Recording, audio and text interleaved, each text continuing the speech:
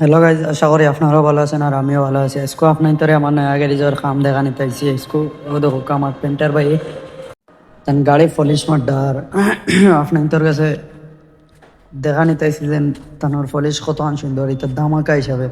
এর বাদে আপনার তোরে আর কি তা হইতাম সাথে থাকুক আর লাইক শেয়ার ফলো করিয়া সাথে থাকবো আপনারা সবাই।